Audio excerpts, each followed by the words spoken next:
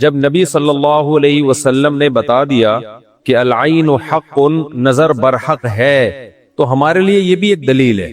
اب کوئی رسول کو مانتا ہی نہ ہو، اللہ کو مانتا ہی نہ ہو، تو وہ نہ مانے، وہ اس کا ہیڈیک ہے۔ ہم کوئی سائنسدانوں کو مجبور تھوڑی کر رہے ہیں کہ آپ نظر کو مانو۔ سائنسدان جنت مانتے ہیں کہ جنت ہے؟ جواب دینا۔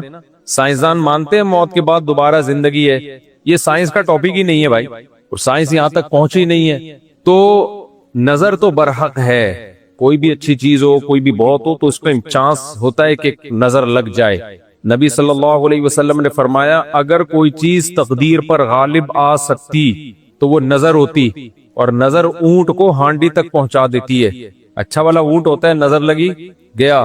آپ نے دیکھا ہوگا بڑے بڑے اونچے کٹے بیل لوگ لے کر آتے ہیں بقرعید کے دنوں میں، بعض دفعہ نظر لگتی ہے دھڑام سے گر جاتے ہیں، بعض دفعہ ویسے ہی گر جاتے ہیں غربت مہنگائی سے متاثر ہو کے، لیکن بعض دفعہ نظر بھی لگتی ہے۔ تو ہمارے پاس جو نظر کے برحق ہونے کی دلیل ہے وہ رسول اللہ صلی اللہ علیہ وسلم کا قول۔ اسی وجہ سے یعقوب علیہ السلام نے جب اپنے بیٹوں کو مصر بھیجا تو خوب لمبے خوبصورت بیٹے تھے، تعداد میں بھی زیادہ تھے، تو ان سے کیا فرمایا؟ لا تدخلوا من باب واحد وادخلوا من ابواب متفرقہ۔ اے میرے بیٹو، ایک دروازے سے داخل نہ ہونا، متفرق دروازوں سے داخل ہونا، کیونکہ ایک ہی گیٹ سے جب جائیں گے نا، ایک باپ کے 11 بیٹے اتنے خوبصورت اور لمبے لمبے اور خوبصورت جوان، تو لوگ بولیں گے یار کیسا خوش قسمت باپ ہے جس کے 11 بیٹے ہیں۔ سمجھتے ہو گے نہیں سمجھتے؟ آج کل تو فیملی پلاننگ نے نظر کا چانس ہی ختم کر دیا، 2 بچے ہوتے ہیں وہ بھی اچھے نہیں ہوتے۔ تو یہاں قرآن سے بھی ہمیں، حدیثوں سے بھی پتہ چلتا ہے کہ امکان ہے، لیکن ایک بات یاد رکھو، دنیا میں یہ بہت امپورٹنٹ بات ہے، کاش اس کو سمجھ جاؤ، یہ تجربوں کا نچوڑ ہے جو میں آپ کے سامنے پیش کر رہا ہوں۔ امکانات کی بیس پہ یقینی دعوے کرنا یہ تمام گمراہیوں کی بنیاد ہے۔ جادو کا بھی امکان ہوتا ہے، کسی پہ جادو ہو جائے، ہزاروں میں کسی ایک پہ، لیکن روحانی عامل کے پاس جب آپ جاؤ گے کہے گا آپ پہ بھی جادو، آپ پہ بھی جادو، آپ پہ بھی جادو، آپ پہ بھی جادو۔ جب آپ کرو گے نا کہ بھائی مجھ پہ جادو کیسے ہے، کہے گا کیا جادو برحق نہیں ہے؟ سمجھ میں آ رہی ہے بات؟ ڈاکٹر یہ بدماشی کبھی نہیں کرتا۔ آپ ڈاکٹر کے پاس جاؤ، آپ کے گردے میں پین ہو رہا ہے، وہ چیک کرے گا کہ گیس کا پین ہے یا پتھری کا پین ہے، کیونکہ ڈاکٹر اس کا علم ہے باقاعدہ، وہ کبھی یہ نہیں کہے گا کہ پتھری ہے بس تکا مار دیا۔ بھائی ڈاکٹر صاحب پتھری کا پین کیوں ہے؟ تو وہ جواب میں کہے کیا گردوں میں پتھری ہوتی نہیں ہے کیا؟ آپ بولو گے ہوتی تو ہے، میرے ہے یا نہیں ہے مجھے تو یہ تو بتاؤ۔ حالانکہ گردوں میں پتھری ہونے کا جتنا چانس ہے نا، جتنی پرسنٹیج 100 میں، جادو کی اس سے بھی کم ہے، ہزاروں میں کسی ایک پہ ہوتا ہے جادو۔ لیکن عاملوں کے پاس جب آپ جاؤ، یہاں الحمدللہ کچھ عامل ہیں جو میرے خلاف ایک فل پروپیگنڈا شروع کیا ہوا ہے، اتنی خوشی ہوتی ہے مجھے، میں آپ کو بتا نہیں سکتا، جب عامل میرے خلاف بولتے ہیں اتنی خوشی ہوتی ہے، اور میں کہتا ہوں کمبختو تمہارے پاس جادو، چڑیل، جن، بھوت، تم میرے خلاف بولتے کیوں؟ نقصان پہنچا دو یار۔ تو اس سے ان کا کمزور ہونا اور ثابت ہو جاتا ہے کہ یہ ان تلوں میں تیل نہیں ہے۔ خیر میں نظر کے موضوع کو مکمل کروں، کیونکہ روحانی عاملوں کی بات آتی ہے تو مجھے ان کے خلاف بولنے میں ایسا خون بڑھتا ہے میرا، ایک دم جوش میں آ جاتا ہوں میں، ایسا لگتا ہے کچھ نہیں بھی کھایا ہو پاور آ جاتی ہے باڈی میں۔ ان کے خلاف بولنے میں مزہ بہت آتا ہے، صرف مسجد کا تقدس ہے، باہر آؤ تو اس طرح نہیں بولوں گا، انگلش میں بھی گالیاں دوں گا، پنجابی میں بھی، اردو میں بھی۔ یہاں بڑے بڑے عامل ہیں جو بڑے پنپ رہے ہیں، اور ہمارے بڑے بڑے مولانا جا کے نا ان کو پروموٹ کر رہے ہیں، بے شرموں کو، ان بے غیرتوں کو۔ خیر فی الحال اتنی گالی کافی ہے۔ تو اچھا میں کیا کہہ رہا تھا یار، عاملوں کے ٹاپک آتا ہے تو اتنی خوشی ہوتی ہے جی۔ ہاں نظر کی بات کر رہا تھا میں۔ تو نظر میں جو ہے نا لگنے کا چانس ہوتا ہے، یہ ہے، لیکن چانس سے فائدہ اٹھا کے ہر ایک کو یہ کہنا کہ تم پہ جادو ہے، تم پہ نظر ہے، تم پہ یہ ہے، ڈاکٹر یہ کام نہیں کرتا۔ شوگر کا چانس ہوتا ہے آپ کو کہ شوگر ہے، لیکن یہ تو نہیں کہ ڈاکٹر جب تک کمپلیٹلی تحقیق نہ کر لے، ڈاکٹر نہیں کہے گا تمہیں شوگر ہے، تمہارے گردوں میں پتھری ہے، تمہارے پیٹ میں یہ مسئلہ ہے۔ حالانکہ امکانات تو ہوتے ہیں، لیکن آپ یہ جو ڈرامے باز لوگ ہیں نا روحانی عامل، ان کے پاس جاؤ گے نظر ہی لگی ہوئی ہے آپ کو، لازمی کیا لگی ہے؟ کیونکہ جب کسی کے پاس کوئی فن نہیں ہوتا، علم نہیں ہوتا، تو وہ سب کچھ جانتا ہے۔ پھر سمجھ رہے، ڈاکٹر کے پاس علم ہوتا ہے کڈنی کا، لہذا تحقیق کرے گا، 100 میں 2 کو کہہ دے گا تیرے گردے خراب ہیں۔ عاملوں کے پاس چونکہ جن چڑیل بھوت کا علم ہوتا ہی نہیں ہے، लिहाजा हर एक पर जिन भी है, चुड़ैल भी है और भूत भी है और नजर भी है और मुवक्किल भी है और हमजाद भी हैं और पता नहीं क्या क्या है, ड्रामेबाजी। समझते हो? जब इनको बोलो कि क्या दलील है, तो भाई इम्कानात की दुनिया में इम्कान कि फलाने पे लग गई थी, फला पे लग गई थी, तो खूब समझ लो इम्कानात की बेस पे ये कहना कि अभी देखो एक मौलाना साहब का क्लिप आया, उन्होंने कहा कि नबी सल्लल्लाहु अलैहि वसल्लम ने फरमाया कि हर बीमारी की दवा अल्लाह ने रखी है दुनिया में, ये सही हदीस है। फिर उन्होंने एक दवा बताई कि ये शुगर की बेहतरीन दवा है। भाई आप डॉक्टर हो, आप साइंटिस्ट हो, कह रहे मैंने ये कहीं से निकाली है। डॉक्टर कह रहे हैं शुगर एक स्टेज पे पहुंचने के बाद ला इलाज है, यही कहते हैं ना डॉक्टर। भाई शुगर एक स्टेज पे पहुंच जाए तो वो क्या हो जाती है, अब ठीक नहीं हो सकती, कंट्रोल करनी पड़ेगी, लबलबा ठीक नहीं होगा आपका। उन्होंने कहा कि देखो हर बीमारी की अल्लाह ने शिफा पैदा की है, तो ये मेडिसिन, ये कोई देसी नुस्खा है, ये शुगर ठीक कर देगा। अब दलील क्या दे रहे हैं, हर बीमारी की अल्लाह ने दवा पैदा की, यकीनन की है, लेकिन क्या वो आपको मालूम है, क्या वो दवा ये है जो आप पेश कर रहे हैं, इसकी क्या दलील है? भाई बहुत सारी दवाएं लोगों को मालूम नहीं है। तो अब ये समझे कि दो इंतहाई में जल्दी से कंप्लीट करूं इस मौजू को, कि नजर लगने का चांस होता है, लेकिन ये नहीं है कि जो भी कोई अच्छी चीज होगी, कुछ भी हो जाए, उसको नजर ही लगी है। तो ये वहम की दुनिया से बाहर निकलना चाहिए। जो सेकुलर लिबरल लोग हैं, जो नजर का बिल्कुल इंकार करते हैं, वो कहते हैं फला फला पे क्यों नजर नहीं लगी, वो इतने हैंडसम, इतने खूबसूरत लोग हैं, फला की आवाज इतनी अच्छी है, उन पे नजर क्यों नहीं लगी। तो अब उसूल समझे, नजर लगने के लिए उलमा ने एक कायदा ज़ाब्ता बयान किया है, जो चीजें मशहूर होती है ना, उनको अक्सर नजर नहीं लगती। नजर हमेशा अचंभे की चीज को अचानक, जैसे मैं लोगों से कहता हूं भाई आप इंतहाई गरीब थे, साइकिल भी नहीं थी आपके पास, अचानक आपके पास बहुत ज्यादा पैसा आ गया और इलाका भी वही है, रहते उसी गरीबों के महल्ले में हो, गंदे नाले पे रहते हो, साइकिल पे थे, अचानक लैंड क्रूजर आ गई आपके पास। ये जो अचानक वाला काम हुआ है ना, इसमें नजर लगने का चांस होता है। समझ में आ रही है बात? अब देखो याकूब अलैहिस्सलाम के बेटे मिस्र में उनके साथ ही रहते थे, सॉरी मिस्र में नहीं, शाम में साथ रहते थे। वहां याकूब अलैहिस्सलाम ने नजर से बचने का ये वाला एहतमाम हमारे इल्म में नहीं है कि बच्चों को कहो दरवाजे से अलग अलग जाया करो, एक ही दरवाजे से। लेकिन जब मिस्र जा रहे हैं ना, अजनबी जगह है, वो लोग याकूब अलैहिस्सलाम के बेटों से मानूस नहीं है। वहां याकूब अलैहिस्सलाम ने कहा नई जगह पे जा रहे हो, अचानक इतने बेटे जब लोग देखेंगे ना खूबसूरत, वहां चांस है। तो इससे पता चलता है कि अपनी नेमत को आहिस्ता आहिस्ता एक्सपोज करना चाहिए। समझते हो कि नहीं समझते? आहिस्ता आहिस्ता क्या करना चाहिए, पहले पहली और फिर दूसरी, अस्तगफिरुल्लाह, यानी आहिस्ता आहिस्ता। एक कमारा आदमी जिसको कोई रिश्ता नहीं रहता, अचानक 4 बीवियां लेके घूम रहा है, तो चांस होता है उसके नजर लगने का। इसलिए एकदम से नहीं, थोड़ा थोड़ा आहिस्ता आहिस्ता, पहले एक पहली होगी, दूसरी में कुछ पिटोगे, थोड़ी बेइज्जती होगी, थोड़ी इज्जत होगी, कुछ लड्डू कुछ गालियां मिलजुल के, फिर तीसरी। तो इस तरह करके चलाना, ठीक है? तो अचानक कोई नेमत आती है तो उस पे नजर लगने का चांस होता है। दूसरी बात यह है कि नजर से बचने के लिए जो नबी सल्लल्लाहु अलैहि वसल्लम ने दुआएं बताई हैं, उन दुआओं का एहतमाम करना चाहिए। अऊज़ु बिकलिमातिल्लाहि ताम्मा मिन कुल्ली शैतानि व हाम्मा व मिन कुल्ली ऐनिल लाम्मा, ये दुआ पढ़नी चाहिए। और अपनी नेमत का इजहार उन लोगों के सामने करना चाहिए जो आपसे मोहब्बत करते हैं, वो खुश होंगे।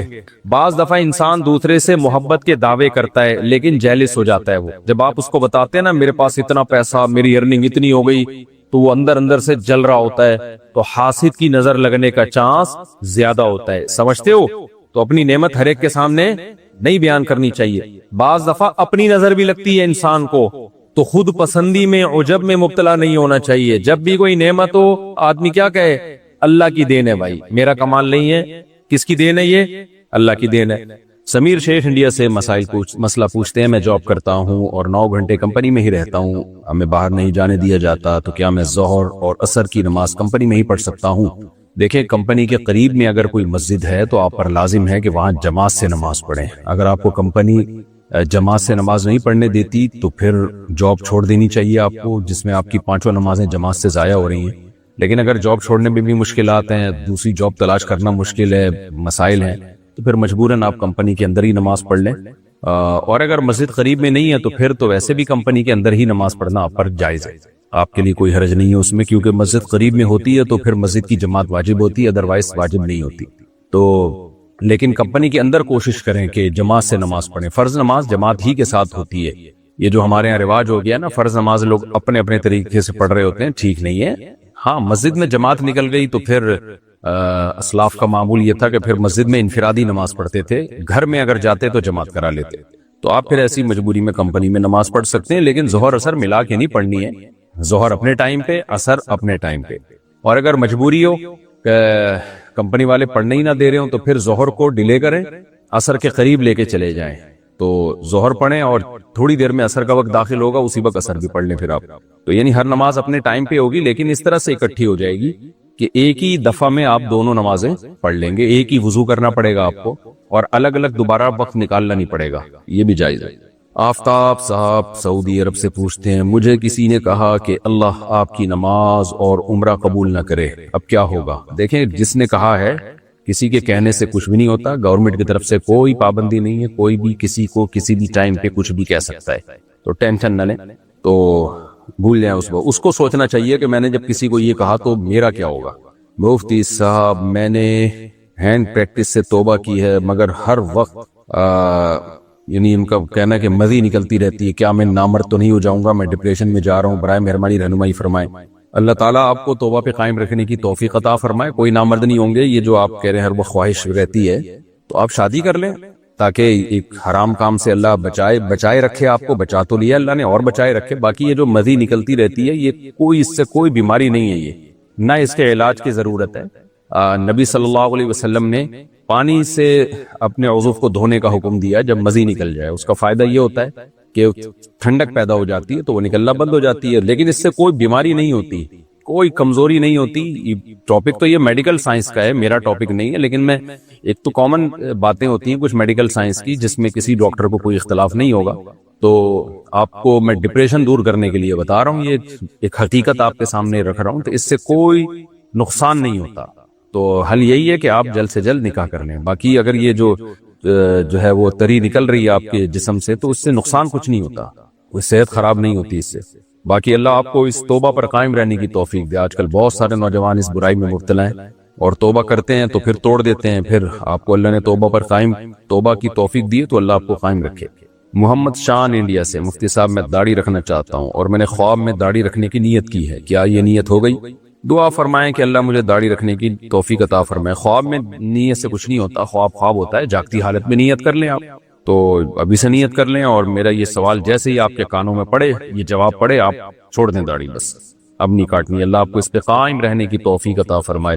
یہ لوگ سمجھتے ہیں کہ داڑھی رکھنا محض ایک سنت عمل ہے. سنت نہیں ہے, لازمی حکم ہے نبی صلی اللہ علیہ وسلم کا. اور داڑھی کاٹنا کبیرہ گناہ ہے, کیونکہ ہر وقت انسان کے چہرے پہ گناہ لگا رہتا ہے, اس لیے اس کو ہلکا حکم نہ سمجھیں. یہ تغییر خلق اللہ ہے ایک طرح سے داڑھی کاٹنا. عارف باللہ انڈیا سے کہتے ہیں, میری بیوی کے والدین اس کی شادی مجھ سے کرنے پر راضی نہیں تھے, تو ہم نے 2 سال پہلے چھپ کر نکاح کر لیا تھا. اب میری بیوی والدین کے راضی نہ ہونے کی وجہ سے خلا کا مطالبہ کر رہی ہے, لیکن میں اس کو چھوڑنا نہیں چاہتا. اس کے والدین راضی نہ ہونے کی کوئی دینی یا دنیاوی وجہ نہیں ہے, اس کا حل بتا دیجئے. کیا خلا نہ دینے سے مجھے کوئی گناہ تو نہیں ہوگا؟ نہیں, کوئی گناہ نہیں ہوگا. جب آپ کی بیوی ہے تو پھر آپ کی بیوی, آپ اگر بیسک حقوق ادا کر رہے ہیں تو اس کا خلا مانگنا ہی درست نہیں ہے. اس کو شادی کرنے سے پہلے سوچنا چاہیے تھا. تو خلا نہ دیں, آپ اس کو رکھیں, اور اگر آپ دینا چاہیں تو بھی آپ کی مرضی ہے, آپ کے پاس رائٹ ہے. خلا مانگ رہی ہے تو دے دیں, تو بھی آپ کی مرضی ہے. اب دینا چاہیے کہ نہیں دینا چاہیے یہ میں مشورہ نہیں دے سکتا آپ کو. یہ جب تک کسی کے حالات 100% سامنے نہ آ جائے مشورہ دینا ممکن نہیں ہوتا. میں تو صرف شرعی مسئلہ بتا سکتا ہوں. مفتی صاحب, میرے بڑے بھائی نے ہمارے گھر کے پیچھے کھیت میں ایک چبوترا بنایا ہے جسے وہ بزرگ ہستی کا مقام کہتے ہیں. وہ اس پر چراغ وغیرہ جلاتے ہیں اور جمعرات کو لوہان کی دھونی بھی دیتے ہیں. اس کو پانی سے دھوتے بھی ہیں, اور ساتھ میں کچھ گھوڑے وغیرہ کے مجسمے بھی رکھے ہیں. اس کے بارے میں کچھ بتائے. کچھ دنوں میں یہاں پر جن چڑیل بھوت آنا شروع ہو جائیں گے, بس یہ بتا رہا ہوں میں. جنات دیکھتے ہیں کوئی بھی اٹھ پٹانگ کام کر رہا ہے نا, اور وہ اس کو یہ کہنے کے لیے کہ یہ بزرگ ہستی اور اس طرح کے اصطلاحات استعمال کرے, تو وہاں شیاطین بسیرا کر لیتے ہیں. یہ چبوترا ہٹوائیں وہاں سے, ورنہ یہ جن چڑیل بھوتوں کا مرکز بن جائے گی یہ جگہ, اور اولٹ پٹانگ حرکتیں یہاں ہونا شروع ہو جائیں گی. سارا گاؤں کے لیے عذاب بن جائے گی یہ جگہ. تو ایسی چیزوں کو فوراً مارکیٹ سے شارٹ کر دیا کریں. بھائی سے بولے, بھائی تو کہیں اور جا کے یہ بھوت چڑیل اور بزرگ کا بزنس کر, یہاں نہیں کر. دھندا ہوتا ہے سارا, کچھ بھی نہیں ہے اس کا, کوئی حیثیت نہیں ہے. خالہ بھانجے کا رشتہ محرم ہے یا نہیں؟ محرم ہے بھائی، خالہ بھانجا، ماں کی بہن کو خالہ کہا جاتا ہے، وہ تو بہت مقدس محترم رشتہ ہے۔ محمد مستقیم یو پی سے، میرا ایک دوست مجھ سے ہاٹ سپاٹ لے کر گانے اور مووی دیکھتا ہے تو کیا مجھے گناہ ملے گا؟ آپ کو پتا ہے کہ وہ ہاٹ سپاٹ لے ہی اس لیے رہا ہے، وائی فائی کنیکٹ ہی اس لیے کر رہا ہے کہ گانے سننے ہیں، تو پھر آپ نہ کنیکٹ کرنے دیں اس کو، ٹھیک ہے؟ ویسے کوئی وائی فائی لے لیتا ہے، وائی فائی کے ذریعے ہاٹ سپاٹ سے کنیکٹ ہو جاتا ہے، تو پھر جو مرضی کرتا رہے وہ، لیکن اس کا تو آپ کو پتا ہے نا کہ اسی کام کے لیے لے رہا ہے، تو پھر اس کو مت دیں آپ۔ کیا کزن کی بیٹی سے نکاح کر سکتے ہیں؟ جی ہاں، کزن کی بیٹی سے نکاح، جب کزن سے نکاح جائز ہے تو اس کی بیٹی سے نکاح بھی جائز ہے۔ رمیز علی کینیڈا سے، کوئی جیولری جو کسی جانور جیسے بطخ وغیرہ کی شکل کی ہو لیکن شکل میں آنکھیں نہ ہو، تھوڑی سی چونچ دکھ رہی ہو، پتہ لگ رہا ہو کہ کوئی جانور ہے، تو کیا اس جیسے زیورات جائز ہیں؟ کیا عمر کی وجہ سے کوئی فرق پڑے گا؟ جیسے حضرت عائشہ رضی اللہ تعالی عنہ کے کھلونے تھے، کیا مسئلے میں تنبیہ اور تشدد کرنا جائز ہے؟ دیکھیں، جس جیولری میں بطخ وغیرہ کی شکل ہو، واضح شکل اگر ہے تو وہ تو ناجائز اور حرام ہے، واضح شکل ہے۔ اگر واضح نہیں ہے، مثال کے طور پر آپ زمین پہ رکھتے ہیں، کھڑے ہو کر دیکھتے ہیں تو چہرے کی تصویر واضح نقوش نظر نہیں آتے، تو پھر اتنی چھوٹی تصویر ہے تو اس کو استعمال کرنے میں کوئی حرج نہیں ہے۔ باقی جو عمر کی وجہ سے، جیسے حضرت عائشہ کی گڑیا تھی، کھلونے تھے، تو وہ گڑیا دنیا کا لفظ حدیث میں آیا ہے، اس میں نہیں ملتا کہ ہمیں چہرے کے نقوش تھے یا نہیں تھے، کیونکہ نبی صلی اللہ علیہ وسلم نے بخاری مسلم کی صحیح احادیث میں تصویر والی چیزیں رکھنے سے منع کیا، بہت شدت سے منع کیا۔ تو اب حضرت عائشہ کی گڑیا تھی، تو وہ گڑیا عربوں کے دور کی گڑیا میں اس کے کیا اس کی نقوش تھے، واضح تھے یا نہیں تھے، ہمیں نہیں پتہ چلتا۔ تو ایک حدیث کی وجہ سے جو اتنی ساری حدیثوں کو چھوڑا نہیں جا سکتا، اس لیے بہت سے فقہاء نے یہی کہا ہے کہ وہ حضرت عائشہ والی گڑیا جو تھی، وہ اس کا ہمیں نہیں پتہ چلتا کہ اس گڑیا کے چہرے کے نقوش واضح تھے یا نہیں تھے۔ بچوں کو تو آپ کچھ بھی چیز پکڑا دیں نا چھوٹی سی، وہ گڑیا ہی سمجھ کے کھیلنا شروع کر دیتے ہیں، بچیوں کو اس کو گڑیا ہی کہتی ہیں وہ۔ تو اس لیے اصول اور ضابطہ جو ہے، جو احادیث سے ہمیں پتہ چلتا ہے، اس کو ایک روایت کی وجہ سے چھوڑا نہیں جا سکتا۔ وہ اس لیے احناف کا موقف اس بارے میں یہی ہے کہ جو گڑیا جس کے چہرے کے نقوش واضح ہوں، وہ بچیوں کو دینا جائز نہیں ہے۔ تو یہی ہمیں مضبوط موقف لگتا ہے، اور یہی جو ہے وہ صحیح رائے لگتی ہے، کیونکہ اس سے تصویر سازی کی طرف لوگ جاتے ہیں۔ اور آج کل کی تو گڑیاں تو پورے پتلے ہوتی ہیں، وہ بالکل انسانی نقوش اور بالکل اوریجنل اور آرٹیفیشل میں بعض دفعہ فرق کرنا مشکل ہو جاتا ہے، اتنی واضح ہوتی ہے۔ تو اس لیے ان گڑیاؤں کو اس گڑیا پہ قیاس نہیں کیا جائے گا۔ تو ہماری رائے اس میں یہی ہے، اختلافی مسئلہ ہے لیکن ہماری رائے اس بارے میں یہی ہے کہ بچیوں کو بھی ایسی گڑیا دینا جس کے نقوش، چہرے کے نقش بالکل واضح ہوں، وہ جائز نہیں ہے۔ محمد شیخ کہتے ہیں، عورتیں غیر محرم کے پیچھے نماز پڑھ سکتی ہیں؟ جی پڑھ سکتی ہیں، ساری زندگی عورتیں، امام محرم تو نہیں ہے، ساری دنیا میں جہاں بھی خواتین نماز پڑھ رہی ہوتی ہیں وہ غیر محرم ہی ہوتا ہے اکثر جماعت سے جب پڑھتی ہیں۔ موبائل میں گیم کھیلنے سے جو پیسے ملتے ہیں کیا وہ حلال ہیں؟ اگر پیسے لگائے ہیں اور پیسے ہارنے پہ ڈوب رہے ہیں اور جیتنے پہ مل رہے ہیں تو پھر یہ تو حرام ہے، یہ تو جوا ہے۔ اور اگر کوئی اور طریقہ ہے تو وہ مجھے بتائیں، پھر میں بتا سکتا ہوں کہ کس طرح سے پیسے ملتے ہیں۔ جب مجھے پتا چلے گا کس طرح سے ملتے ہیں تو میں فتویٰ دے سکوں گا کہ جائز ہے یا ناجائز۔ مفتی صاحب، میں نے اپنی کزن کو اللہ اور رسول کو گواہ بنا کر 3 مرتبہ قبول کیا اور اس نے بھی مجھے قبول کر لیا، تو کیا نکاح ہو گیا؟ ہم ایک دوسرے سے عشق کرتے ہیں اور ہم نے آپ کا بیان سنا تھا کہ مذاق میں بھی بول دینے سے نکاح حرام ہو جاتا ہے، نکاح ہو جاتا ہے۔ علامہ شامی نے لکھا ہے کہ جو رسول کو گواہ بنا کے نکاح کرے، وہ جیسی عبارت یاد پڑتی ہے، وہ تو ویسے ہی اسلام سے خارج ہونے کا خطرہ ہے اس کا، کیونکہ آپ اس سے تو پتہ چلتا ہے کہ وہ رسول کو حاضر ناظر سمجھتے ہیں۔ نبی صلی اللہ علیہ وسلم تو اپنی قبر مبارک میں ہیں، وہ گواہ کیسے بن سکتے ہیں آپ؟ یعنی آج کے جو ابھی نکاح جو ہو رہا ہے اس پہ کیسے گواہ بن سکتے ہیں؟ تو یہ تو آپ نے جملہ ہی بھی کفریہ کہا ہے، تو کبھی بھی ایسا نہیں کہنا چاہیے میں اللہ رسول کو گواہ بنا کے یہ نکاح کر رہا ہوں یا یہ کام کر رہا ہوں۔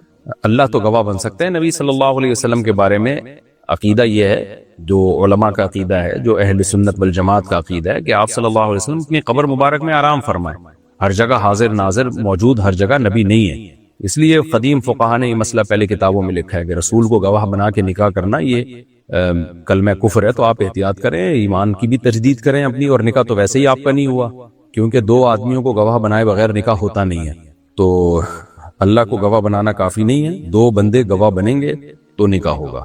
اور فون پہ نکاح کی بھی ایک خاص طریقہ ہے، وکیل وکالت کے ذریعے نکاح ہوتا ہے، ایسے فون پہ ڈائریکٹ نکاح بھی نہیں ہوتا۔ آپ وہاں قریبی امام سے رابطہ کریں جہاں بھی آپ رہتے ہیں، تو اور ویسے بھی لڑکی کو اس کے ابا اماں کے سے باغی بنا کے نکاح کرنا یہ ویسے ہی ناپسندیدہ عمل ہے۔ احد علی: میں نے 4 سال پہلے دبئی سے اپنے دوست کو پاکستان پیسے بھیجے تھے اور وہ دوست خود سعودیہ میں مقیم ہے، تو کیا وہ مجھے قرض پیسوں میں واپس کرے گا یا درہم میں یا ریال میں؟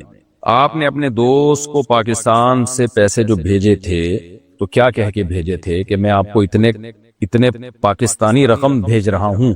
تو اگر آپ نے پاکستانی رقم کہہ کے بھیجے تھے پھر وہ ظاہر ہے وہاں درہم میں چینج ہو گئے، تو آپ پاکستانی رقم ہی کا وہ مقروض ہوگا، تو وہ جتنی رقم آپ نے PKR میں بھیجی ہے وہ اتنی ہی رقم دینے کا پابند ہے، اور پھر اس کو ڈالر سے چاہے کنورٹ کر لے اس ریٹ سے کے حساب سے جس ریٹ کو وہ قرض ادا کر رہا ہے آپ کا۔ اور اگر آپ نے یہ کہا تھا کہ میں یہ پاکستانی رقم تمہیں دے رہا ہوں، اس نے کہا تھا اتنے درہم چاہیے، تو آپ نے کہا تھا ٹھیک ہے میں اتنے پیسے بھیج رہا ہوں جو اتنے درہم میں کنورٹ ہو جائیں گے اور پھر میں درہم تمہیں دے رہا ہوں، اگر ایسے کہا تو پھر درہم میں وہ کا حساب ہوگا۔ تو یہ آپ خود فیصلہ کریں گے کہ آپ دونوں کی آپس میں کیا طے ہوا تھا، اور اگر کچھ بھی طے نہیں ہوا تھا تو پھر جو پیسے آپ نے بھیجے ہیں نا پاکستانی رقم بھیجی ہے تو پھر وہی سمجھی جائے گی کہ پاکستانی رقم، پھر اس کی مرضی ہے اس کو ڈالر میں چینج کرے یا درہم میں چینج کرے، درہم میں چینج کر کے لے یا ڈالر میں، تو واپسی میں پھر پاکستانی رقم کا اعتبار ہوگا، اس کو پھر ڈالر یا درہم میں یا ریال میں چینج کیا جا سکتا ہے۔ محمد معاذ انڈیا سے کہتے ہیں اگر امام صاحب کی قراءت صحیح نہیں تو کیا مقتدی کی نماز ہو جائے گی؟ قراءت کتنی غلط ہے یہ دیکھنا پڑے گا نا، بالکل ہی الفاظ ہی صحیح نہیں ادا کر رہے امام صاحب، کو یہ ایک حرف بھی ٹھیک نہیں ادا ہو رہا، پھر تو نماز ہی نہیں ہوتی، اور اگر گزارے لائق تجوید ہے فرق پتہ چل جاتا ہے ہا اور ہا کا تو پھر نماز ادا ہو جائے گی۔ رمیز علی کینیڈا سے اگر کسی عمل میں نیت میں دکھلاوا ہو تو کیا اس عمل کو چھوڑ دیا جائے؟ نیت کی اصلاح کرنے کی کوشش ہے لیکن کیا طریقہ اپنایا جائے؟ مجھے نماز پڑھنے اور علم سیکھنے میں دکھلاوا محسوس ہوتا ہے۔ رمیز علی صاحب کینیڈا میں رہ کے آپ ایسی باتیں کرتے ہو، آپ کو دکھلاوا محسوس ہو رہا ہے، پھر بھی آپ نماز بھی پڑھو اور نیک عمل بھی کرو، عمل مت چھوڑیں، نیت کو ٹھیک کرنے کی کوشش کریں، اور ویسے بھی جب نماز پڑھتے رہیں گے نا عادت پڑ جائے گی تو دکھلاوا خود بخود مارکیٹ سے شارٹ ہو جائے گا۔ ریا ایسی چیز نہیں جو بالکل ہی چپکی رہتی ہے انسان کے ساتھ، آپ عمل کرتے چلے جائیں، یہ شیطان اصل میں پہلے انسان کو عمل سے روکتا ہے، پھر جب انسان عمل کرنا شروع کر دیتا ہے پھر شیطان اس کے دل میں وسوسہ ڈالتا ہے کہ تو دکھلاوا کر رہا ہے، تو شیطان کو پرے کر کے آپ بولے ہاں میں دکھلاوا کر رہا ہوں، اکھاڑ دے کیا اکھاڑنا ہے تو نے، ایسے شیطان کو بولا کریں اور نماز پڑھا کریں آپ، ٹھیک ہے، اور علم بھی سیکھیں، خود ہی دکھلاوا ختم ہو جائے گا انشاءاللہ۔ مفتی صاحب کیا لڑکی کی شادی بوہری مسلک میں کر سکتے ہیں؟ نہیں۔ فیروز شیخ سعودی عرب سے پوچھتے ہیں کیا ہاتھوں پیروں میں ویزلین یا تیل لگانے کے بعد اس کو ہٹائے بغیر وضو کر لیں تو وضو ہو جائے گا؟ اگر ویزلین کی تہ بہت موٹی ہے تو پھر تو وضو نہیں ہوگا، لیکن ویزلین آپ نے ایسے جیسے آئل لگایا جاتا ہے اس طرح سے ہے تو اچھی طرح وضو کے وقت ہاتھ کو رگڑ لیں، کافی ہے، پھر یعنی وضو ہو جائے گا، ویزلین اتارنا یا تیل اتارنا ضروری نہیں ہے۔ عاطف خان کو ہارٹ سے اگر ڈیوٹی کے دوران جمعہ پڑھنے کی اجازت نہ ہو تو کیا کریں؟ ایسی اگر مسجد بھی ہے اسی شہر میں قریب میں جہاں جمعہ پڑھنے جا سکتے ہیں پھر بھی آپ کو جمعے کی اجازت نہیں دے رہے، اور ڈیوٹی کی نیچر بھی کوئی ایسی نیچر نہیں ہے کہ جمعہ پڑھنے کی وجہ سے کوئی بڑا نقصان کا خطرہ ہو کمپنی کو، جیسے سیکیورٹی گارڈ کی جاب جو ہوتی ہے نا اس میں تو اگر وہ جمعہ پڑھنے جائے گا تو پیچھے خطرہ ہوگا کوئی چوری نہ ہو جائے، اس طرح کی اگر جاب نہیں ہے ویسے ہی کمپنی نے آپ کو روکا ہوا ہے تو بھائی پھر تو ایسی جاب ٹھیک نہیں ہے، کیونکہ آپ جمعہ پڑھنا لازم ہے، آپ کا جمعہ نہ ہو رہا ہے نا اس میں، تو آپ جاب چینج کر لیں۔ پہلی کوشش تو یہ کریں اپلیکیشن لکھیں کہ بھائی مجھے پرمیشن دی جائے، میں مسلمان ہوں، اور پھر اوور ٹائم لگا دیں، آپ باس کو بولیں کہ بھائی میں اتنا ٹائم اضافی کمپنی کو دے دوں گا، تو پھر بھی یہ نہیں مانتے تو پھر آپ دوسری جاب تلاش کریں۔ مفتی صاحب 3D اینیمیشن کارٹون بنا کر یوٹیوب پہ ڈالنا کیسا ہے، اور وہ کارٹون اسلامی باتیں سکھائے، جائز ہے بلکہ وقت کی ضرورت ہے؟ اگر کوئی اسلامی کارٹون جو کیونکہ بچے اوٹ پٹانگ کارٹون دیکھ دیکھ کے برباد ہو رہے ہیں تو کوئی اچھے کارٹون بنا سکتے ہیں تو کریں۔ زیبا چودھری میرے شوہر نے ایک دفعہ مجھے طلاق دی نشے کی حالت میں، پھر مجھ سے معافی مانگ لی، اب ان کی دماغی حالت ٹھیک نہیں ہے، 24 گھنٹے میں 2-3 گھنٹے سوتے ہیں، 4 گنا زیادہ کھانا کھاتے ہیں، ماشاءاللہ، پھر بھی کمزور ہوتے جا رہے ہیں، ہر وقت بولتے رہتے ہیں اور غصہ کرتے ہیں۔ اس حالت میں انہوں نے مجھے 2 مرتبہ میسج پر طلاق بولا اور 1 دفعہ کال پر بھی۔ میں یہ جاننا چاہتی ہوں کہ طلاق ہوئی ہے یا نہیں۔ نارملی تو جب کوئی طلاق دے گا تو طلاق ہو جاتی ہے، تو 2 طلاقیں دی ہیں تو ہو گئی ہیں، لیکن اب اس وقت ان کی دماغی کیفیت کیا تھی اس میں ان کے بیان کا ان کی بات کا اعتبار ہوگا۔ تو یہ مسئلہ اس طرح یہ آس والے چینل پہ پوچھنے کے بجائے جو ہے نا آپ یہاں ہمارے ایڈریس پہ بھیج دیں، یا تو جامع الرشید بھیج دیں آپ، تو اس میں شوہر کی کیا دماغی کیفیت تھی اور اس میں نمبر بھی ڈال دیں شوہر کا کانٹیکٹ نمبر, تاکہ شوہر سے کراس کویشچن کر کے یا وضاحت طلب کر کے دیکھا جا سکے کہ اس کی کیا دماغی کیفیت ہے. ویسے کسی نے نشہ کیا ہو نا خود, تو پھر تو نشے میں طلاق ہو جاتی ہے, تو ایک طلاق تو آپ کی ہو ہی چکی ہے. باقی وہ مستقل دماغی بیمار بن گیا ہے بندہ, تو وہ کتنا بیمار ہے اور وہ بیماری کا دورہ اس وقت تھا یا نہیں تھا, تو یہ تفصیل جانے بغیر جواب دینا ممکن نہیں ہے. تو آپ ریٹن میں یہ مسئلہ جمع کرا دیں اور کانٹیکٹ نمبر اپنے شوہر کا ڈال دیجئے گا اس پہ, تاکہ شوہر سے معلومات لی جا سکیں کہ اس وقت اس کی کیا پوزیشن تھی, وہ ہوش میں تھا یا نہیں تھا. علی اکبر, قرآن کی تلاوت کرتے ہوئے کچھ ہلکی پھلکی چیزیں کھائی جا سکتی ہیں؟ بھاری بھرکم چیزیں بھی کھائی جا سکتی ہیں, صرف ہلکی پھلکی نہیں, لیکن تلاوت کر رہے ہیں تو تلاوت کر لیں, کیا خیال ہے, بعد میں کھا لینا. کوئی میرا خیال ہے قحط کا زمانہ تو نہیں ہے کہ اس وقت آپ نے نہیں کھائی تو بعد میں وہ کھا نہیں پائیں گے. باقی کھائی جا سکتی ہے, لیکن بہتر ہے تلاوت کر رہے ہوں تو تلاوت کو فوکس کریں. نہ تلاوت میں دل لگے گا, نہ ہلکی پھلکی چیزیں میں دل لگے گا. تلاوت کرتے ہوئے ہلکی پھلکی چیز بھی پیٹ میں جا کے بھاری بھرکم ہو جائے گی, کیونکہ آپ کھانے کو فوکس نہیں کر رہے ہوگے. اسی طرح کی ہلکی پھلکی چیزیں جو ہر وقت کھاتے رہتے ہیں نا, وہ بہت بھاری بھرکم ہوتے چلے جاتے ہیں. مفتی صاحب, اذان فرض ہے یا سنت؟ اذان سنت مؤکدہ ہے, فرض نہیں ہے لیکن سنت مؤکدہ ہے. سنت مؤکدہ کا مطلب اذان چھوڑنے والا قابل ملامت ہے. کسی محلے میں اذان نہ ہوتی ہو اور اذان کے بغیر ہی جماعت ہو جاتی ہو, تو یہ لوگ قابل ملامت ہیں. حکومت پر لازم ہے کہ وہ اس علاقے کو پر فورس کر کے وہاں لوگوں سے اذان کہلوانا شروع کرے. مفتی صاحب, جب مجھ پر روزے فرض ہوئے تھے تو میں نے شرم کی وجہ سے پورے روزے نہیں رکھے, بلکہ بچوں کی طرح کچھ روزے رکھ لیے. شرم کی کیا بات ہے بھائی جان؟ اس وقت یہ بھی نہیں پتا تھا کہ یہ روزے فرض ہوتے ہیں اور بعد میں رکھنے پڑیں گے. 2 سال تک ایسا کیا. اب مجھے نہیں پتا کہ میں نے کتنے روزے رکھے تھے اور کتنے چھوڑے تھے. اب میں کتنے روزے رکھوں؟ جب آپ کو نہیں پتا جس نے چھوڑے ہیں یہ کتنے چھوڑے تھے, تو مجھے کہاں سے پتا ہوگا بھائی آپ نے کتنے چھوڑے ہیں کتنے رکھے ہیں؟ تو اس لیے اب آپ خود اندازہ لگائیں کہ کتنے چھوڑے کتنے رکھے. ایک اندازہ جو غالب گمان ہو جس طرف اور احتیاط ہو اس پر عمل کریں. یعنی آپ کا خیال ہو کہ میں نے 15 رکھے ہوں گے تو احتیاطاً 20 رکھ لیں آپ, تاکہ 5 غریبی میں کہ اگر وہ کیلکولیشن میں غلطی ہوئی ہوگی تو وہ غلطی بھی ٹھیک ہو جائے. ظہر اظہر صاحب انڈیا سے, میری ابھی داڑھی نہیں آئی ہے, میرے گال پر ایک مسا ہے, اس پر بال آ جاتے ہیں, تو کیا میں ان کو کاٹ سکتا ہوں؟ وہ مسے پہ اگر کوئی بال آیا ہوا تو کاٹے جا سکتے ہیں, اس میں کوئی وہ داڑھی نہیں ہے. مفتی صاحب, ہم 3 بہنیں ہیں, ہمارے یہاں کوئی رشتہ نہیں کرتا کہ ان کے یہاں کوئی لڑکا تو ہے نہیں, صرف لڑکیاں ہی لڑکیاں ہیں. ہمارے والد بہت پریشان ہیں, ہم کیا کریں؟ حیرت کی بات ہے, 3 بہنیں ہیں تو ان کے ہاں تو رشتے زیادہ آنے چاہیے, کیونکہ سالہ نہیں ہے. جب کوئی بھی یہاں نکاح کا پیغام بھیجے گا تو سالہ نہیں ہوگا, تو یہ تو بہت اچھی بات ہے. تو میں تو اب جو ہے بتا ہی سکتا ہوں بھائی, جن کے ہاں بیٹیاں ہوتی ہیں تو اس میں کوئی حرج نہیں ہے. اگر بیٹا نہیں ہے تو نکاح کا پیغام بھیجنا چاہیے. ہاں, ہڈ حرام قسم کے لوگ کیا کرتے ہیں, وہ پھر سالوں کے ٹکڑوں پہ پلتے ہیں, سسرال کے ٹکڑوں پہ پلتے ہیں. وہ پھر یہ سمجھتے ہیں کہ یہ کمزور لوگ ہیں تو ہم ان کا سہارا بنیں گے. اور مالداروں میں شادی کا فائدہ یہ ہوتا ہے کہ وہ آپ کا سہارا بن جاتے ہیں. تو ایسے ہڈ حرام لوگ پھر مسئلہ کرتے ہیں. تو وہی ہڈ حرام قسم کے لوگ ہوتے ہیں جو اس طرح کا وہ کر رہے ہوتے ہیں, کیونکہ ان کو سالوں کے ٹکڑوں پہ, سسرال کے ٹکڑوں پہ پلنا ہوتا ہے. تو وہ یہ سوچ رہے ہوں گے سسرال کمزور ہے تو ان کے ہاں پیغام بھیجا تو بھئی ہمیں ان کو پالنا پڑے گا, بیوی کو ٹوٹلی ہم پہ ذمہ داری ہوگی. مالداروں میں آدمی یہ سوچ رہا ہوتا ہے, بعض لوگ سب کی بات نہیں کر رہا کہ چلو یار ہمارے ساتھ مسائل ہو گئے تو سسرال ہمیں پال لے گا. تو اچھا ہے کوئی غیرت مند لوگ آپ کے یہاں پیغام بھیجیں گے, بے غیرت لوگ نہیں بھیجیں گے. اللہ تعالیٰ آپ کے لیے اچھے رشتوں کا انتظام کرے, میری دل سے دعا ہے. کیا شادی شدہ یا کنواری ہوئی سالی سے اگر ریلیشن ہو جائے تو اس سے نکاح ٹوٹ جاتا ہے؟ دیکھو, سالی سے ریلیشن حرام ہے, بہت بڑا جرم ہے. وجہ اس کی یہ ہے کہ اس سے نکاح جب حرام اللہ نے کر دیا تو زنا تو اور زیادہ حرام ہے اس سے. تو لیکن اس سے نکاح نہیں ٹوٹتا. اگر کوئی خدا نخواستہ سالی سے کسی کا ریلیشن ہو جائے تو بیوی سے نکاح خراب نہیں ہوتا. بیوی سے نکاح جب خراب ہوتا ہے جب بیوی کی ماں سے یا بیوی کی پہلے شوہر سے کوئی بیٹی تھی, اس سے اگر اللہ نہ کرے کوئی ریلیشن ہو جائے, یا بیوی کا ریلیشن ہو جائے شوہر کے باپ سے, یا شوہر کا کوئی پہلی بیوی سے بیٹا ہے اس سے, تو پھر میاں بیوی کا ریلیشن خراب ہو جاتا ہے.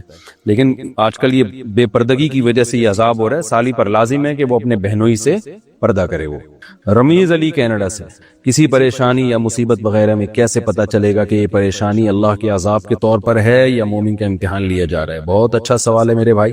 دیکھو, اگر پریشانی میں اللہ یاد آ رہا ہے, گناہ سے بچنے کی توفیق مل رہی ہے, دعاؤں کی توفیق مل رہی ہے, تو سمجھ لو کہ یہ پریشانی اللہ کی رحمت ہے. اگر بالفرض یہ گناہوں کی سزا بھی ہے تو یہ سزا رحمت بن کے آئی ہے. اللہ تعالیٰ چاہ رہے ہیں کہ بندہ گناہوں سے توبہ کر لے اور میری طرف رجوع کر لے. لیکن اگر پریشانی میں اللہ یاد ہی نہیں آ رہا، گناہوں کو چھوڑنے کی فکر ہی نہیں ہو رہی، تو یہ عذاب ہے اللہ کا سیدھا سیدھا. تو یہ آپ خود فیصلہ کر سکتے ہو کہ یہ عذاب ہے یا امتحان ہے اور رحمت ہے. یہ اپنے دل کی کیفیات سے انسان کو اندازہ ہو جاتا ہے. انشراح صاحبہ نے پوچھا ہے، میرا نام انشراح ہے، کچھ لوگ مجھے انشراح کہتے ہیں، تو اصل میں کیا ہے اور معنی بتا دیں. دیکھیں اصل لفظ تو انشراح ہے، باب انفعال، لیکن یہ کوئی نام عجیب سا ہی ہے. خیر رکھ لیا تو اب رکھ لیا، چینج نہ کریں. تو لفظ انشراح ہے، انشراح. مفتی صاحب میں طلاق یافتہ ہوں، والدین کے گھر رہتی ہوں، بھائی کماتا ہے مگر اس کے اپنے بیوی بچے بھی ہیں، اس سے بار بار پیسے مانگنا اچھا نہیں لگتا، کیا میں جاب کر سکتی ہوں؟ میں دوبارہ شادی بھی نہیں کرنا چاہتی. دیکھیں اگر آپ دوبارہ نکاح نہیں کرتی تو پھر یہی ہوگا کہ بھائی سے بار بار پیسے مانگنے پڑیں گے، اور اگر آپ جاب کریں گی تو آپ کو پتا ہے طلاق یافتہ لڑکی جب جاب کرتی ہے تو جب مردوں کو پتا ہوتا ہے نا کہ یہ طلاق یافتہ ہے، ہماری سوسائٹی میں طلاق یافتہ کی شادی کا دوبارہ امکان بہت مشکل ہوتا ہے، تو آپ جہاں بھی جائیں گی کمپنی میں سارے نیک مرد نہیں ہوں گے، بڑے بڑے ہوس کے مریض، ہوس کے پجاری ہوں گے. ان کو پتا چلے گا یہ لڑکی کا شوہر نہیں ہے اور مالی لحاظ سے ہی مجبور بھی ہے، تو وہ بے غیرت اور بے شرم لوگ آپ کی عزت سے کھیلنے کی پوری کوشش کریں گے. آپ حیا والی ہیں، غیرت والی ہیں ایک حد تک، تو آپ دفاع کریں گی، لیکن شیطان کو آپ کو بہکانے کا بھی موقع مل سکتا ہے. انسان میں آج تقوی ہے، ضروری تو نہیں کہ ہمیشہ متقی رہے، تو اس لیے اپنے آپ کو بھی آزمائشوں میں نہ ڈالیں، دوسروں کو بھی آزمائشوں میں نہ ڈالیں. اگر آپ کے لیے کوئی مناسب رشتہ آتا ہے تو آپ شادی کر کے اپنا گھر بسائیں، ورنہ کل آپ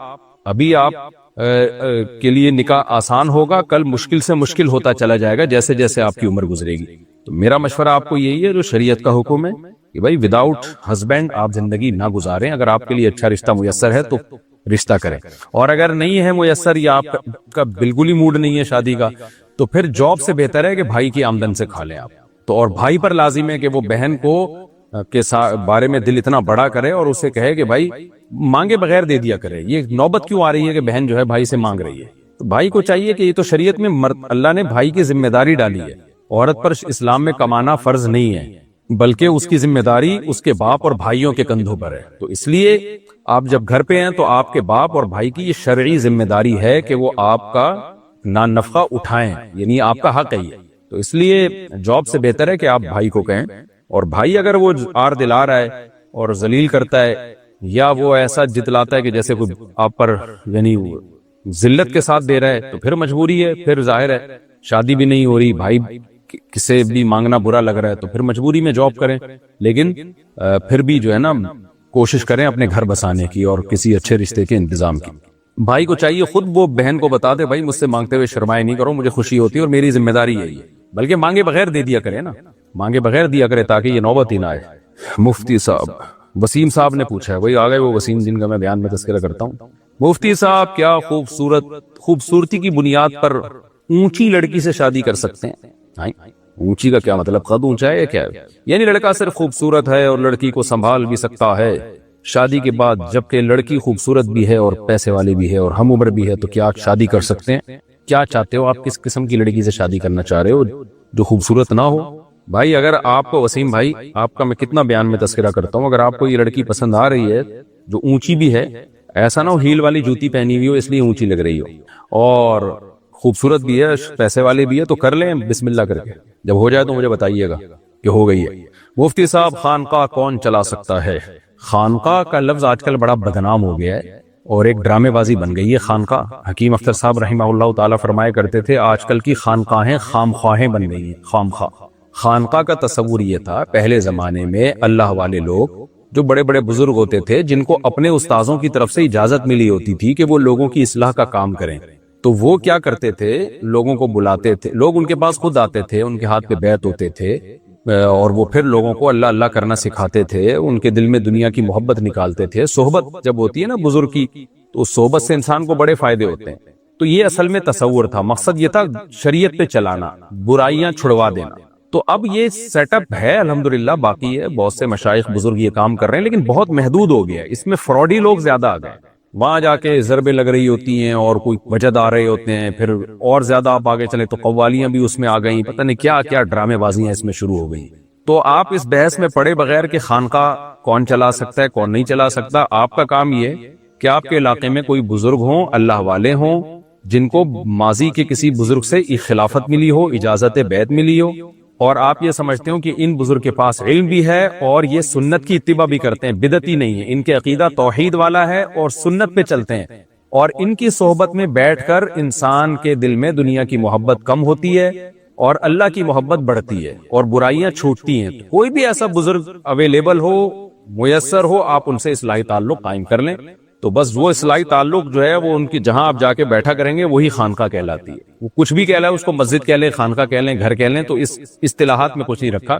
اصل یہ ہے کہ اپنی اصلاح انسان کو کسی مینٹور سے کرانی پڑتی ہے، کسی کو مینٹور بنانا پڑتا ہے۔ گورے بھی اس بات کے قائل ہیں، لیکن وہ چونکہ ان کے یہاں اصلاح کا کانسیپٹ الگ ہے، ہمارے یہاں اصلاح کا کانسیپٹ الگ ہے، اس لیے اپنی اصلاح کسی بزرگ سے، اللہ والوں سے کرانی چاہیے۔ ہر آدمی خود مختار بنا ہوا ہے آج کل کہ میں ہی اکیلا ہوں اور باقی تو سارے بے وقوف ہیں، تو یہ سوچ نہیں ہونی چاہیے۔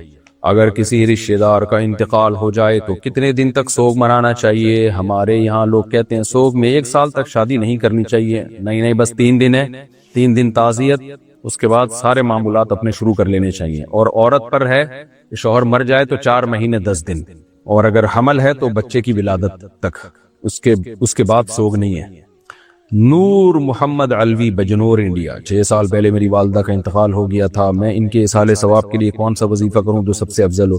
بھائی صدقہ کریں زیادہ سے زیادہ، حدیث میں صدقے کا حکم ہے، تو جتنا صدقہ کر سکتے ہیں کر لیں، اپنی والدہ کے لیے صدقہ جاریہ کر لیں، کوئی کنواں کھدوا دیا، کوئی مدرسے میں پیسے دے دیے، کسی بھی یتیم کی کفالت کر لی، یہ اچھے کام ہے۔ اور پڑھنا چاہیں تو کوئی بھی کلمہ پڑھ لیں، لا الہ الا اللہ پڑھ لیں، کوئی بھی ذکر کر لیں، تو ہر طرح کا ذکر ٹھیک ہے، لیکن صدقے کو زیادہ فوکس کریں۔ مفتی صاحب، مجھے نماز پڑھتے ہوئے اپنے جانے انجانے میں کیے ہوئے گناہ یاد آ جاتے ہیں، میں اللہ سے بہت توبہ کرتی ہوں، اپنے گناہوں کو کیسے بخشوایا جائے؟ جب آپ نے ایک دفعہ دل سے توبہ کر لی ہے تو اب ان گناہوں کو بھول جائیں، بار بار یاد کر کر کے رونا ان گناہوں کو یہ شریعت میں پسندیدہ کام نہیں۔ ایک دفعہ تسلی سے رو کے اور بس بھول جائیں، آگے زندگی کی طرف بڑھیں۔ بار بار ماضی میں جھانک کے دیکھنے سے انسان کو موٹیویشن نہیں ملتی، ڈی موٹیویٹ ہوتا ہے، آگے زندگی پہ برا اثر پڑتا ہے اس کو۔ اس لیے علماء نے لکھا ہے ایک دفعہ اچھی طرح سے توبہ کر کے بھول جاؤ کہ کیا کیا میں نے۔ اگر پھر بھی نہیں بھول رہے تو سمجھو یہ شیطان ہے، کیونکہ شیطان تمہیں یہ بتاتا ہے کہ نہیں معاف ہوا ابھی، تو اس کا مطلب تم اللہ کی رحمت سے بھی آگے جانے کی کوشش کر رہے ہو، اپنے گناہ کو اللہ کی رحمت سے بھی بڑا سمجھ رہے ہو، تو یہ بھی ایک قسم کا تکبر ہے۔ تو اس لیے بھول جائیں اس کو، ایک دفعہ توبہ کر لی اور آئندہ مڑ کے بھی نہ دیکھیں اس گناہ کی طرف۔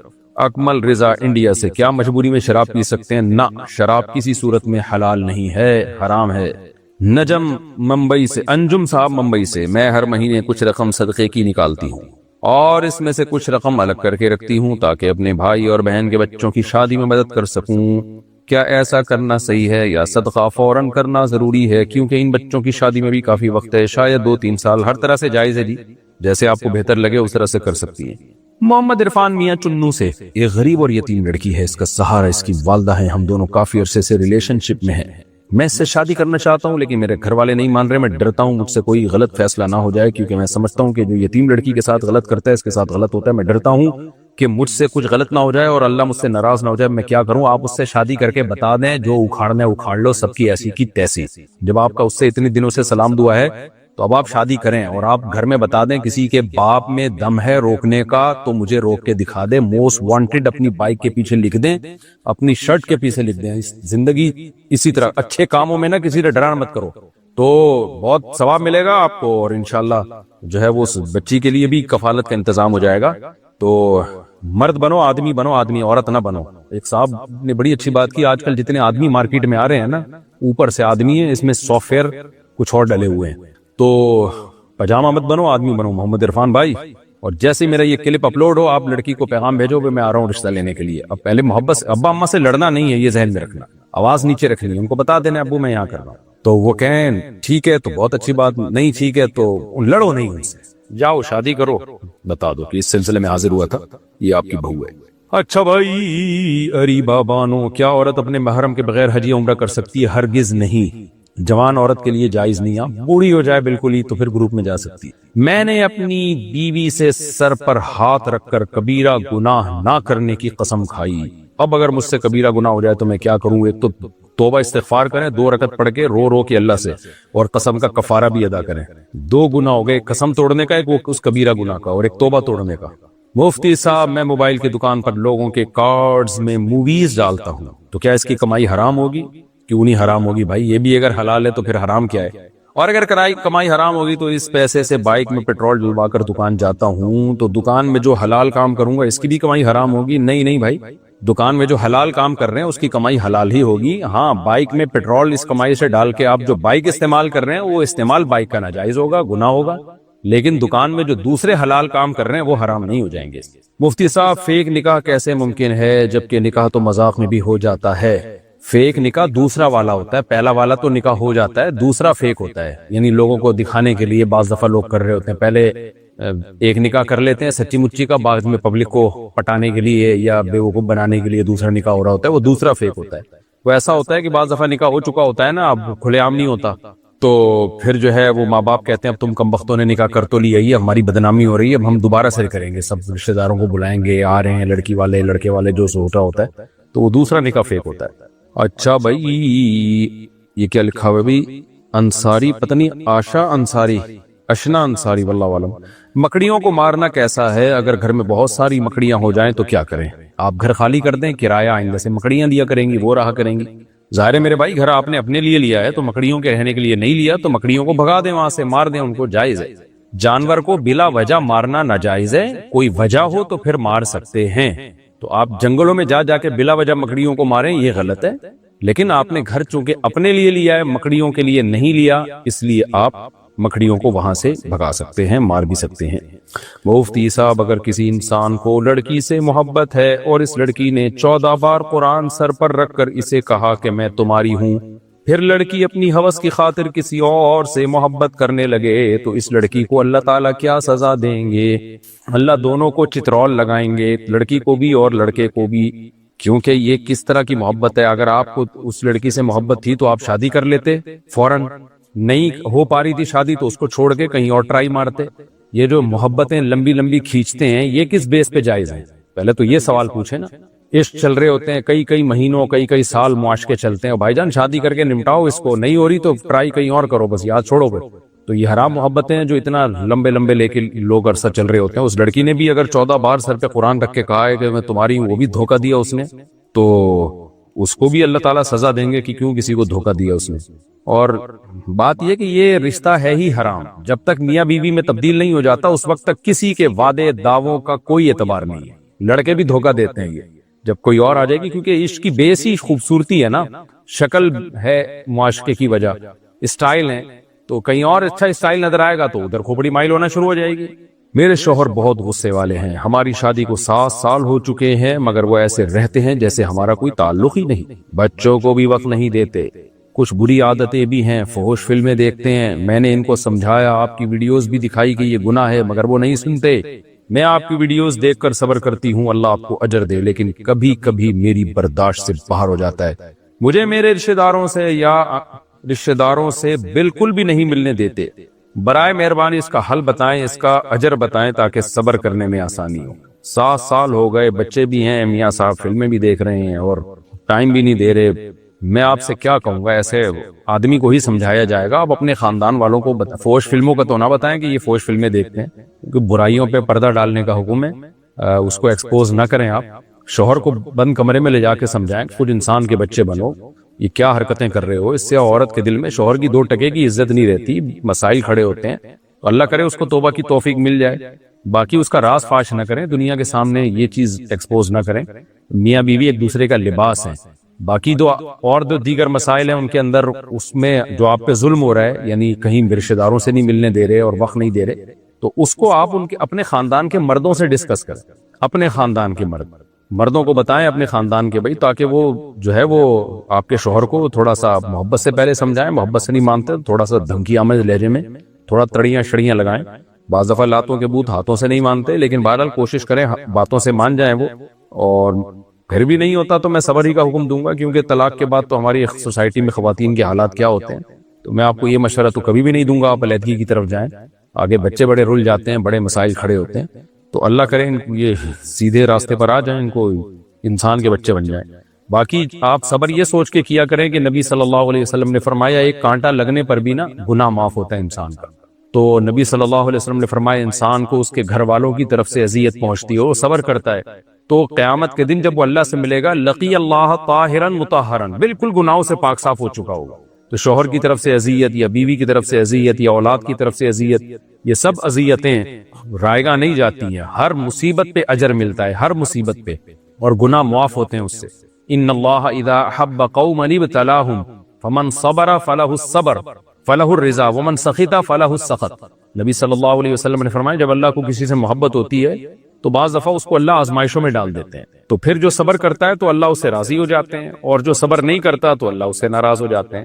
تو یہ تو دنیا مسافر خانہ ہے، آزمائشوں کی جگہ ہے، سارے مزے دنیا میں ملتے نہیں۔ آپ ان خواتین کا سوچ کے صبر کیا کریں جن کے سرے سے شوہر ہی نہیں ہے، کوئی شیلٹر ہی نہیں ہے، بیچاری روڈوں پہ بچوں کو گود میں لے کے بھیک مانگتی پھر رہی ہیں، ان بیچاریوں کی کیا زندگی؟ آپ کو بھکارنیں بیچاری نظر آئیں گی بہت ساری، کوئی سر پہ ہاتھ رکھنے والا نہیں ہے، چھوٹے چھوٹے بچے گود میں لے کے وہ ساری دنیا کے سامنے بھیک مانگ رہی ہوتی ہیں۔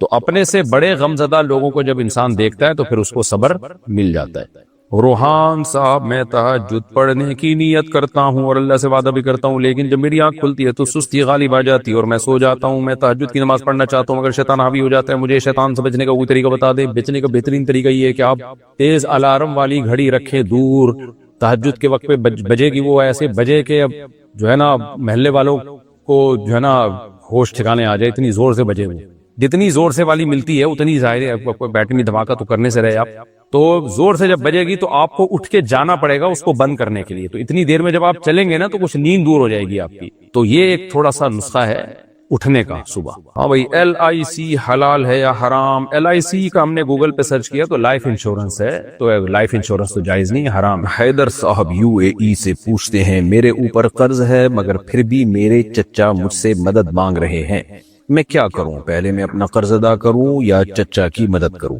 دیکھیں، اپنا قرض پہلے ادا کرنا لازم ہے جس سے آپ نے پیسے لیے، باقی چچا کی مدد کس نوعیت کی، کیا ایمرجنسی آ گئی ہے جو وہ مانگ رہے ہیں پیسے، اور کیا ان کے پاس نہیں ہے؟ بعض دفعہ انسان کے پاس اپنا پیسہ ہوتا ہے، پراپرٹی ہوتی ہے، کوئی اضافی چیز رکھی ہوئی ہوتی ہے، تو شریعت نے حکم دیا ہے کہ پہلے اپنا مال بیچ کے اپنی ضرورت پوری کرو۔ پھر بھی اگر کوئی ایسی ایمرجنسی ہے، چچا کو جان کا خطرہ ہے، خدا نخواستہ کوئی ایسی بیماری آ گئی، کوئی بڑا ہی مسئلہ ہو گیا، تو پھر آپ کو چاہیے کہ اگر آپ کے پاس پیسے ہیں تو جس کو قرض دینا ہے نا اس سے آپ کہہ لیں کہ یار میں تھوڑا سا آپ کا قرض ڈیلے کر دوں گا، میری ایک ضرورت آن پڑی ہے۔ اگر وہ مان جائے تو ٹھیک ہے، نہیں تو بھائی جس کا قرض ہے پہلے وہ ادا کریں۔ اچھا بھائی، محمد صدیق انڈیا سے، اگر امام سے سجدہ سہو چھوٹ جائے تو مقتدی کیا کرے؟ مقتدی امام کی اقتداء کرے اور امام کو بتا دے کہ حضرت آپ نے سجدہ سہو چھوڑ دیا، کائنڈلی آپ نماز ریپیٹ کر لیں، دوبارہ پڑھ لیں، اور پھر امام کے ساتھ آپ بھی دوبارہ نماز پڑھ لیں۔ اگر امام نہیں پڑھتا تو پھر آپ اپنے طور پہ نماز لوٹا لیں۔ لیکن آپ کو پتہ کیسے چلا کہ امام سے سجدہ سہو ہے؟ اگر پتہ چل جائے تو ہے نا، یہ پتہ نہ چلے تو خامخواہ میں جا کے کھود کرید نہ کریں۔ عمر فاروق، اگر نماز میں آواز بلند ہو جائے تو نماز ہو جائے گی؟ جناب اگر نماز میں آواز بلند ہو جائے، کیا کون سی آواز بلند ہو جائے؟ یعنی سری نمازوں میں جہری تلاوت کر لی آپ نے، تو جیسے ظہر یا عصر پڑھ رہے تھے آپ اور اونچی آواز سے آپ نے تلاوت کر لی تو پھر آپ پر سجدہ سہو واجب ہوگا۔ میرے شوہر اپنے گھر والوں کو زیادہ اہمیت دیتے ہیں اور مجھے چھوٹی چھوٹی باتوں پر سب کے سامنے ذلیل کرتے رہتے ہیں، ان کی وجہ سے میرے سسرال میں کوئی عزت نہیں بچی، میری سائیڈ کبھی نہیں لیتے، چاہے میں کتنی ہی صحیح ہوں، میں کیا کروں؟ یہ مسائل بہت ہیں، کبھی کہیں شوہر انسان کا بچہ نہیں بن رہا، کہیں بیگم صاحبہ کے حالات ٹھیک نہیں ہیں، دونوں انسان کے بچے بن کے رہیں، یہ بہت مشکل ہوتا جا رہا ہے، پتہ نہیں کیا مسئلہ ہو گیا۔ جب اللہ کا خوف نہ ہو اور شریعت کا علم نہ ہو تو پھر یہی ہوتا ہے۔ اب مجھے نہیں پتا آپ جو کہہ رہی ہیں اپنے شوہر کے بارے میں ٹھیک کہہ رہی ہیں غلط کہہ رہی ہیں، بہرحال اگر صحیح کہہ رہی ہیں تو شوہر کو چاہیے کہ بھئی بیوی کو سب کے سامنے نہ بات کیا کرے، اس سے یعنی ڈانٹنا اور یہ سب کرنا، اور اس کو اچھے کاموں پہ اپریشیٹ کرے اور اصلاح کی کوشش کرے، چڑھانے کی کوشش نہ کرے۔ طنز اور تانے اس طرح کی کر کر کے معاملہ اور خراب ہو جاتا ہے۔ اب دیکھیں، آپ اپنے خاندان کے کسی بندے کو ڈالیں نا، مرد ہونا چاہیے خاندان کا، تو وہ پھر بات کرے گا نا، تو میں یہاں بیٹھ کے کیا نصیحت کروں؟ مجھے دونوں کے حالات بھی معلوم نہیں ہیں، تو یہ تو شرعی مسائل میں بتا سکتا ہوں یہاں پہ کہ جائز ناجائز، تو ایسے موقع پہ خواتین کو چاہیے اپنے گھر کے مردوں کو ڈالیں۔ اسی وجہ سے ہم کہتے ہیں نسل مت روکو، اپنی بیٹیوں کو بیٹے بھی دو، یعنی بھائی بھی دو ان کو، تاکہ آگے سسرال میں مسائل کھڑے ہوں تو پیچھے کوئی بھائی تو ہونا ان کے۔ ایک ایک دو دو بچے پیدا کرتے ہیں، لڑکی کے پیچھے خاندان میں کوئی ہوتا ہی نہیں ہے، جب وہ شادی کے قابل ہوتی ہے، سسرال میں کہیں ظلم ہو تو پیچھے کوئی خاندان میں ہوتا ہی نہیں ہے جو اس کی طرف سے اس کے حقوق کا مطالبہ کرے۔ میں بیرون ملک میں رہتی ہوں اور گھر میں اکیلی ہوتی ہوں، میرے 2 چھوٹے بچے ہیں، جب میں نماز پڑھتی ہوں تو بہت تنگ کرتے ہیں، کبھی دوپٹہ کھینچ کر اتار دیتے ہیں، کبھی میں اپنے قیام کی جگہ سے ہٹ جاتی ہوں، یہاں تک کہ کبھی مجھے نماز بھی توڑنی پڑتی ہے۔ کیا اس طرح نماز ہو جاتی ہے؟ بالکل ہو جاتی ہے، ڈبل ثواب ملے گا آپ کو۔ بچوں کو تو انجوائے کرو بھائی، بچے تو تنگ کرتے ہی ہیں، جو بچے اچھے وہی ہوتے ہیں جو تنگ کریں نماز میں۔ جو بچہ نماز میں تنگ نہیں کر رہا وہ کیا بچہ ہے؟ پھر وہ تو بچہ ہی نہیں ہے۔ تو آپ پڑھتی رہے نماز، اس میں آپ کا اگر قیام کی جگہ سے ہٹ بھی جاتی ہیں، سینہ قبلے کی طرف ہوتا ہے تو نماز ادا ہو جائے گی۔ تو عورت کے لیے یہ اللہ نے اس کے ذمہ لگایا کہ وہ نسل پیدا بھی کرے اور اس کو پالے بھی، تو یہ اللہ ہی کے کہنے پر آپ کر رہی ہو یہ سب، تو اس میں آپ کو ثواب ملے گا، یہ بہت بڑا اجر ہے، اور یہ کل آپ کے لیے آپ کی تنہائی دور کرنے کا ذریعہ بنیں گے، آپ کا سہارا بنیں گے بچے۔ محمد یوسف، کیا یہ پھر وہی پٹانگ سوال پوچھا ہے، پھر قوارانہ سوال، میں اس کا جواب نہیں دیتا۔ مفتی صاحب، میری سرکاری جاب ہے اور میرے شوہر کی پرائیویٹ میں اپنے ساس سسر کو میرے شوہر کی پرائیویٹ جاب ہے، میری سرکاری جاب ہے، اچھا یہ کہ میں اپنے ساس سسر کو اس سال حج پر بھیجنا چاہتی ہوں، لیکن کچھ پیسوں کی کمی پڑ رہی ہے اور شوہر کے پاس بھی پیسے نہیں ہیں، تو کیا میں تھوڑا بہت لون لے سکتی ہوں؟ میرے سسر کی عمر 58 اور ساس 50 سال کی، کیا خاندانی بہو ماشاءاللہ اپنے خرچے پہ اپنے ساس سسر کو حج پر بھیجنا چاہ رہی ہے، ماشاءاللہ، اللہ سب کو ایسی ایسی خاندانی بہویں نصیب کرے۔ بہرحال آپ سود بینک سے سودی قرضہ نہیں لے سکتی، وہ حرام ہے، ناجائز ہے، جتنی گنجائش ہے اسی میں بھیج دیں۔ مفتی صاحب، میرے شوہر دوسرے شہر میں جاب کرتے ہیں اور ان کے والدین دوسرے شہر میں رہتے ہیں، میں ان کے والدین کے ساتھ رہتی ہوں، میں اپنے شوہر کے ساتھ رہنا چاہتی ہوں لیکن ان کے والدین دوسرے شہر جانا نہیں چاہتے، اس لیے میرے شوہر مجھے بھی اپنے ساتھ نہیں لے کر جاتے۔ اگر ان کے والدین ان کے پاس نہیں جانا چاہتے تو اس میں میرا کیا قصور؟ میں ان کے والدین کی وجہ سے اپنے شوہر سے دور کیوں رہوں؟ آپ کے میاں کو چاہیے اپنے والدین کو اس پہ راضی کریں اور ان کو آپ کے ساتھ ہی لے آئیں۔ شوہر کا بیوی کو اپنے سے دور رکھنا اچھا نہیں ہے، تو میں آپ کے میاں کو نصیحت ہی کر سکتا ہوں، اور کیا کر سکتا ہوں میں؟ ان کو چاہیے کہ بھائی بیگم کو اپنے ساتھ رکھیں۔ عین الحق انڈیا سے، میرا بڑا بھائی امی ابو سے بدتمیزی کرتا ہے، مجھ سے برداشت نہیں ہوتا، اس صورتحال میں مجھے کیا کرنا چاہیے؟ جب ابو امی سے بدتمیزی کر رہے ہیں تو وہ اپنے بڑوں کا ادب نہیں کر رہے آپ کے سامنے، تو آپ تھوڑا سا ان کو تیز لہجے میں سمجھا دیں۔ میں یہ نہیں کہہ رہا آپ بھی بدتمیزی پہ اتر آئیں، جو کام وہ کر رہے ہیں آپ بھی وہی کریں، تو پھر فرق کیا ہو گیا؟ تو آپ تھوڑا سا ان سے سمجھا دیں ان کو، ایک آدھ دفعہ تھوڑا سخت لہجے میں، اگر نرمی سے بات نہیں مان رہے تو ایک آدھ دفعہ تھوڑا سخت لہجے میں آپ ان سے بات کر لیں، بھئی یہ کیا بدتمیزی کر رہے ہو تم ماں باپ کے ساتھ؟ تو اللہ کرے ہدایت مل جائے، نہیں ملے تو ابا سے بولو نا، ابا کو تو اللہ نے رائٹ دیا کہ وہ اولاد پہ ہاتھ بھی اٹھا سکتے ہیں۔ جب بڑا بھائی ابا سے بدتمیزی کر رہا ہے تو باپ کا فرض بنتا ہے کہ وہ اس کو ذرا سختی کرے اس کے اوپر، اور باپ کی سختی سے بھی وہ سدھر نہیں رہا تو پھر چھوٹے بھائی کی سختی سے کہاں سے سدھرے گا؟ اللہ ہدایت دے۔ یہ اولاد جو ہے نا، بگڑی ہوئی اولاد یہ بیمار انگلی کی طرح ہوتی ہے، نہ اس کو آدمی کاٹ سکتا ہے اور نہ اس کو سنبھال سکتا ہے۔